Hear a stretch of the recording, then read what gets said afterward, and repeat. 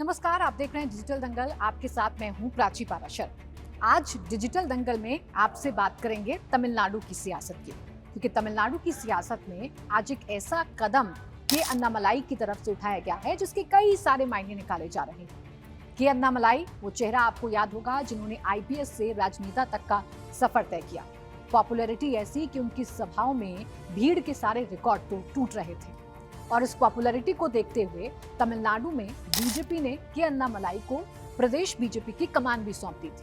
लेकिन वही के अन्नामलाई अब बीजेपी से एग्जिट ले चुके हैं। बीजेपी के जो अध्यक्ष हैं नितिन नबीन, उनको अपना इस्तीफा सौंप चुके हैं और इस्तीफे की वजह भी बता चुके हैं और आगे अन्नामलाई क्या करने जा रहे हैं ये भी अन्नामलाई ने आज सार्वजनिक कर दिया है।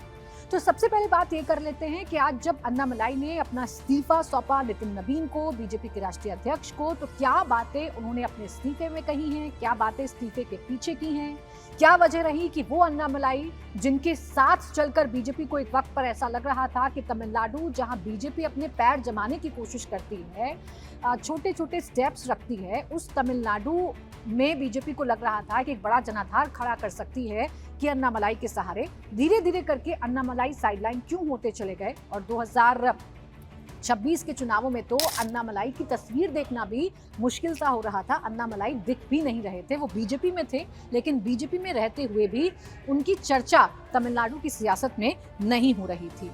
तो अन्नामलाई ने सबसे पहले क्या बताया? अन्नामलाई ने कहा कि बीजेपी में शामिल होने के पीछे की सबसे बड़ी वजह ये थी कि वो प्रधानमंत्री नरेंद्र मोदी से प्रभावित हुए थे। प्रधानमंत्री नरेंद्र मोदी से प्रभावित हुए अन्नामलाई और उन्होंने बीजेपी ज्वाइन कर ली। अन्नामलाई ने कहा कि पीएम मोदी जी के नेतृत्व से प्रेरित होकर मैं 6 साल पहले भाजपा में शामिल हुआ। मेरा मकसद तमिलनाडु में बदलाव लाना और राज्य में राजनीति के तौर तरीकों को बेहतर बनाना था। जो दूसरा बड़ा कारण आज अन्नामलाई ने अपने इस्तीफे के साथ साथ बताया वो ये कि बदलाव की लहरें उठी लेकिन टिकी नहीं। ऐसा लगा भी था भाई, जब 2024 के लोकसभा चुनाव हो रहे थे उस वक्त एक मूवमेंट खड़ा किया था अन्नामलाई ने बीजेपी के समर्थन में, बीजेपी के पक्ष में। उनकी जनसभाओं में भारी भीड़ उमड़ रही थी और ऐसा लग रहा था कि अन्नामलाई तमिलनाडु यानी कि साउथ के राज्य में वो चेहरा हो सकते हैं जिससे बीजेपी अपनी पकड़ मजबूत कर सकती है। इसी का जिक्र अन्नामलाई ने किया। अन्नामलाई ने कहा कि मैं बीजेपी नेतृत्व का बहुत आभारी हूं कि उन्होंने मुझ जैसे युवा और अनुभवहीन व्यक्ति पर भरोसा करके बड़ी जिम्मेदारियां और नेतृत्व के पद सौंपे। राज्य की जनता कई दशकों से चली आ रही आम राजनीतिक चर्चाओं से ऊब चुकी थी और बदलाव चाहती थी। पिछले दशक में कई बार बदलाव की लहरें उठी लेकिन वो टिक नहीं पाई। देखिए, अन्नामलाई बीजेपी से इन विधानसभा चुनावों में ये कह रहे थे कि एआईएडीएमके के साथ गठबंधन नहीं होना चाहिए। वो ये कह रहे थे कि बीजेपी को अपने दम पर चुनाव लड़ना चाहिए, लेकिन एआईएडीएमके के साथ गठबंधन होता है भारतीय जनता पार्टी का और अन्नामलाई को उससे ठीक पहले प्रदेश अध्यक्ष के पद से हटा दिया जाता है। यानी उनकी बातें तमिलनाडु में सुनी नहीं जा रही थी और काफी लंबे वक्त से कहा जा रहा था कि अनबन चल रही है अन्नामलाई और पार्टी के बीच में, अन्नामलाई पार्टी को छोड़ सकते हैं। उन्होंने कहा कि भाजपा की टॉप लीडरशिप के साथ मतभेद हो रहे थे। पिछले 18 महीनों में टॉप लीडरशिप के साथ कुछ मतभेद रहे हैं। तमिलनाडु की राजनीति को आगे बढ़ाने के तरीके को लेकर उनके और पार्टी नेतृत्व के विचार अब मेल नहीं खाते हैं। तो ये तो वो बातें हैं जो अन्नामलाई ने आज अपने इस्तीफे के साथ क्लियर की। पहली बात, उन्होंने बीजेपी ज्वाइन करने के पीछे का रीजन बताया कि मोदी के चेहरे से प्रभावित होकर वो बीजेपी में शामिल हुए थे।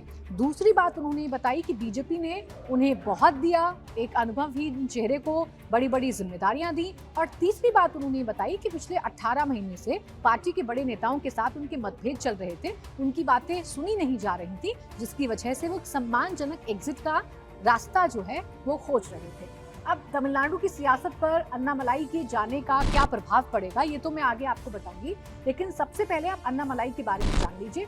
उम्र कितनी है? 42 साल है। इंजीनियरिंग और एमबीए इनकी शिक्षा है, यानी इंजीनियरिंग कर चुके हैं और एमबीए की डिग्री इनके पास है। 2011 में कर्नाटक कैडर के आईपीएस अधिकारी बने थे अन्नामलाई। 2019 में भारतीय पुलिस सेवा से इस्तीफा दे दिया था और 2020 में भारतीय जनता पार्टी में शामिल हो गए थे। 2021 में बीजेपी ने तमिलनाडु का प्रदेश अध्यक्ष के अन्नामलाई को बना दिया था। 2021 में अराकुरुची सीट से विधानसभा चुनाव लड़ा, लेकिन अन्नामलाई ये चुनाव हार गए। 2023 में एन मन एन मक्कल पदयात्रा इन्होंने शुरू की। 2024 में कोयंबटूर सीट से लोकसभा चुनाव लड़ा, लेकिन यहां पर भी अन्नामलाई को सफलता नहीं मिली और ये लोकसभा चुनाव भी अन्नामलाई हार गए। 2025 में प्रदेश अध्यक्ष पद से इनको हटा दिया गया।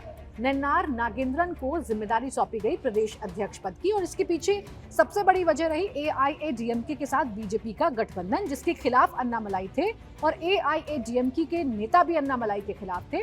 ऐसा माना जाता है, ऐसा कहा जाता है कि AIADMK ने बीजेपी से गठबंधन करने से पहले शर्त रखी थी कि अन्नामलाई को पार्टी से बाहर कर दिया जाए। तो बीजेपी ने प्रदेश अध्यक्ष पद से अन्नामलाई को हटा दिया था और AIADMK से गठबंधन कर लिया था। 2026 के विधानसभा चुनाव में एनडीए के लिए प्रचार किया, लेकिन खुद चुनाव नहीं लड़े। बड़ा चेहरा अन्नामलाई नहीं बन पाए। 2026 के चुनावों में खासकर अन्नामलाई पीछे हो गए, यानी कि साइडलाइन हो गए और ऐसा कहा जाता रहा कि पार्टी के नेताओं से उनका मतभेद भी है, अनबन भी है। अब अन्नामलाई और बीजेपी में अनबन, इसके कैसे 4 संकेत मिल गए थे। तो पहला संकेत तो यही कि 2026 के विधानसभा चुनाव में अन्नामलाई कोई फैक्टर नहीं थे, या अन्नामलाई के बातों से या अन्नामलाई के सुझावों से पार्टी कोई फैसला ले रही थी। टिकट के बंटवारे में भी उनसे कोई बातचीत नहीं की जा रही थी, कोई बड़ी जिम्मेदारी चुनावों में उनको नहीं सौंपी गई थी। तो एक संकेत तो ये मिल रहा था कि अन्नामलाई पार्टी को छोड़ सकते हैं। इसके बाद जब तमिलनाडु में नई सरकार का गठन हो गया तो अन्नामलाई ने दिल्ली के चक्कर लगाने शुरू किए।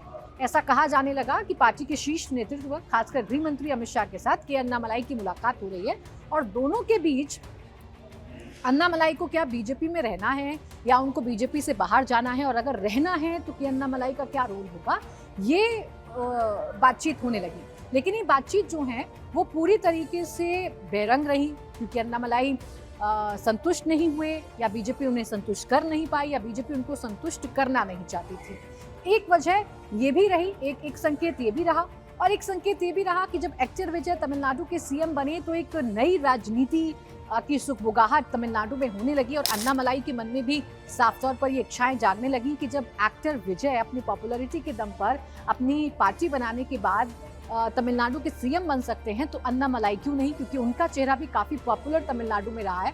उन्होंने जो पदयात्रा की थी उसके बाद से उन्हें काफी जन समर्थन मिल रहा था। हालांकि 2 बार चुनाव लड़े, दोनों बार ही अन्नामलाई को चुनाव में हार का सामना करना पड़ा। अब भाजपा को कितना नुकसान होगा, इसकी 3 संभावनाएं आपको बता देती हूँ, क्योंकि ऐसा माना जा रहा है कि अन्नामलाई का बीजेपी से जाना तमिलनाडु में बीजेपी के लिए एक बड़ा झटका है। इसके पीछे 3 वजह हैं, वो समझ लीजिए। पहला ये कि राज्य में युवाओं की पकड़ कमजोर हो जाएगी। अन्नामलाई ने खुद को युवा, आक्रामक और साफ सुथरी छवि वाले नेता के रूप में स्थापित किया था। सोशल मीडिया और शहरी मध्यम वर्ग में उनकी अच्छी पकड़ है। युवाओं में भाजपा की पकड़ कमजोर हो सकती है अन्नामलाई के जाने से। तो पहला नुकसान क्या हो सकता है बीजेपी को अन्नामलाई के जाने से, वो ये कि राज्य में युवाओं पर जो पकड़ है बीजेपी की वो कम हो सकती है। दूसरा नुकसान ये हो सकता है कि तमिलनाडु में भाजपा का सबसे बड़ा चेहरा बीजेपी को छोड़कर चला गया है।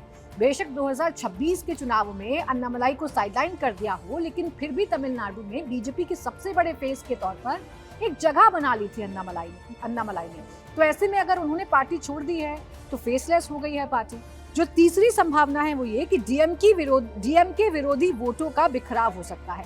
अन्नामलाई डीएमके के सबसे मुखर आलोचक रहे हैं। उनके हटने से विपक्षी राजनीति में भाजपा की धार कुछ कमजोर पड़ सकती है।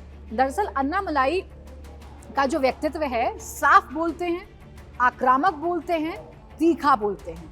खासकर डीएमके के खिलाफ जो नैरेटिव सेट करना था अन्नामलाई को, वो उन्होंने नैरेटिव सेट किया था। अन्नामलाई थे जो 2026 के विधानसभा चुनावों से पहले बीजेपी को ये बता रहे थे कि अब तमिलनाडु की जो जनता है वो द्रविडियन पॉलिटिक्स से ऊब चुकी है। डीएमके और AIADMK के अलावा एक तीसरा फ्रंट तमिलनाडु की जनता खोज रही है। लेकिन ये बात अन्नामलाई की सुनी नहीं गई।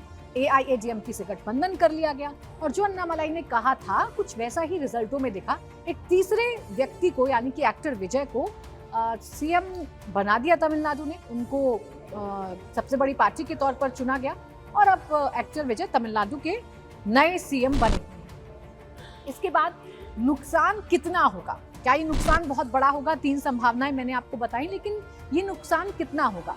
जानकारी मानते हैं, राजनीतिक विश्लेषक ये मानते हैं कि अन्नामलाई के जाने से बीजेपी को नुकसान तो होगा, लेकिन नुकसान ज्यादा नहीं, ये सीमित नुकसान होगा। भाजपा का वोट पूरी तरह अन्नामलाई पर निर्भर नहीं है। क्योंकि 2026 के चुनावों में ही अन्नामलाई साइड हो गए थे। 2024 के चुनाव में वो जरूर चुनावी मैदान में उतरे थे, हार गए थे। तो इसीलिए ऐसा नहीं है कि भाजपा का वोट या भाजपा की रणनीति या भाजपा का जो पकड़ है तमिलनाडु में थोड़ी बहुत वो बनाने की कोशिश कर रही है, वो अन्नामलाई के इर्द गिर्द घूमती है, ऐसा नहीं है। करिश्माई फेस बीजेपी के पास प्रधानमंत्री नरेंद्र मोदी का है, वैसा नहीं है कि बहुत ज्यादा नुकसान बीजेपी को होगा। इसके अलावा एनडीए गठबंधन सहारा दे सकता है, यानी कि अन्नामलाई के जाने के बाद एआईएडीएमके जैसे सहयोगी दल साथ रहे तो भाजपा का संगठनात्मक नुकसान कुछ हद तक संतुलित नजर आएगा। ये कुछ संभावनाएं हैं जो तमिलनाडु में अन्नामलाई के जाने के बाद जताई जा रही हैं। हालांकि तमिलनाडु में बीजेपी ने इस बार एआईएडीएमके के साथ मिलकर चुनाव लड़ा तो बीजेपी को बहुत फायदा नहीं हुआ, सिर्फ एक सीट बीजेपी जीत पाई, जबकि एक्टर विजय की 2 साल पुरानी पार्टी टीवीके को 108 सीटें मिली, डीएमके को 59 मिली और एआईएडीएमके को 47 सीटें मिली थी। यही बात अन्नामलाई कह रहे थे। अब अन्नामलाई ने अपने एक नए आंदोलन का ऐलान कर दिया है और ये आंदोलन धीरे धीरे राजनीतिक पार्टी की शक्ल लेगा। और अन्नामलाई क्या करिश्मा कर पाते हैं, बीजेपी के लिए मुश्किल खड़ी करते हैं, या बीजेपी अन्नामलाई की जगह अब किस चेहरे को खोज कर लाती है, क्या इतना बड़ा मूवमेंट खड़ा कर पाती है, कि अब तमिलनाडु की राजनीति को फॉलो करना होगा और समझना होगा कि अन्नामलाई के जाने के बाद बीजेपी को नुकसान होता है या अन्नामलाई को। इसी के साथ डिजिटल दंगल में बस इतना ही।